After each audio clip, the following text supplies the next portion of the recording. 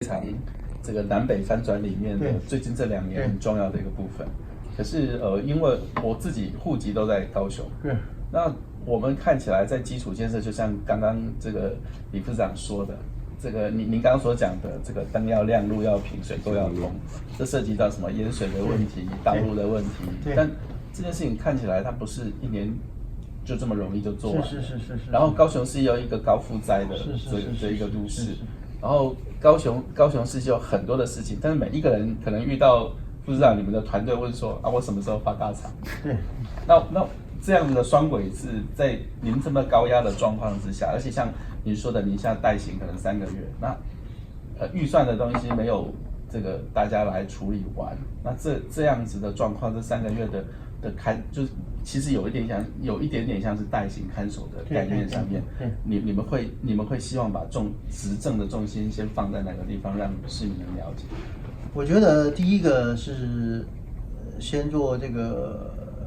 就是先不要出任何负面的事情，这个一定要管控好，对不对哈？那第二就是例行的很多应该做的要好好做嘛哈。是。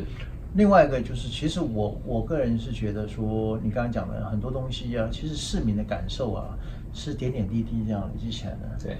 你譬如说路平这个跟水沟通这件事情啊，对，批量营养才短短的。这个差不多1年不到的时间呢，其实绩效已经出来了。像今年的6月、7月的时候，不是连续下了3、4个礼拜的大雨嘛？基本上水是退得很快。是。其实市民是很清楚可以感受到，我也接到很多的反应。所以大家对这个是 OK 的，哈。那你说路平这件事情来讲，大家也看到，可是现在反而就发生一个问题，就是说。我们在那个民调的时候呢，就是说他前3个月、4个月的时候，市民对路平这件事情满意度是很高的。是，现在满意度下降。为什么会这样呢？其实这就是为政的这个困难的这种地方，就是说呢，当你的那个路平开始，它过去基础很差的情况下，一比较，人家满意度就提高了。对。后来接着，因为高雄那么大，对不对？对。那个比较偏僻一点的地方，就说奇怪，怎么1年了还没铺到我家前面？或者什么？这个时候抱怨就来了。起先本来没有期待哈，然后前面有在铺了，那他就满意度就下来了。